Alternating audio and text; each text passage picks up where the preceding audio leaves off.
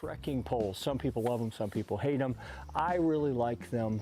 I tend to be clumsy, and they really help me when I'm hiking. By the way, this is how you use the straps, all right? You don't reach straight in and grab. This strap's not doing anything for you. Come up under it and then come down on it. Now, you don't even have to grip it when you hit it on the ground. Because I've heard people, and I've had this problem before, when I held it the other way, gripping the trekking pole the whole trek, my hand would get crampy and numb. It's not used to gripping like that. So this way, you don't even have to grip it. Anyhow, trekking poles. I get clumsy. There are tons of rocks, roots, lumps, logs, all kind of stuff laying across the trail. You will trip at some point. Having the poles to be able to kind of jab out and stabilize yourself, as well as I like to look around while I'm hiking, especially in a beautiful place like Philmont. If I am hiking and I put the front one down, I can then look around while I'm getting up to it. I lose my balance some when I'm looking around. So helps me to stay stable and not fall down on the trail. I really like them. You can lean on them when you get tired. If you're using a tent that doesn't have tent poles, it uses trekking poles. Obviously you need trekking poles.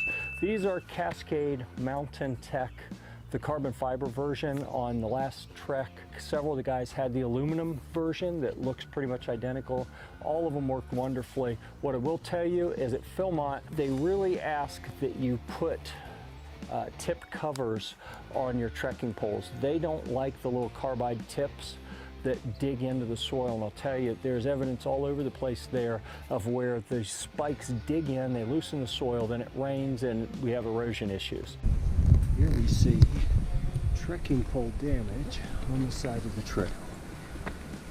Here we go. Put tips on your trekking poles. If you can take that carbide tip out of your trekking poles before you get there, go ahead and do that.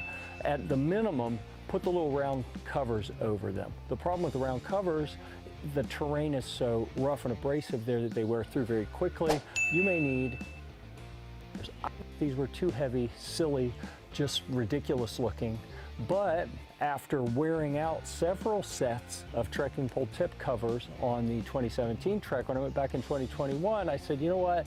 These may be big and clunky, but I'm going to try them. They worked beautifully. I could do another trek right now. I'd probably do 5 or 6 more treks before wearing those out. Whereas the round ones, I'd need 3 or 4 sets to get through a trek.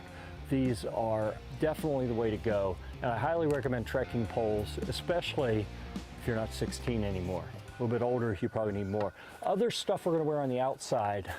I typically wear this visor because I like ventilation, but on the trail with so much sun coming down, I don't want the back of my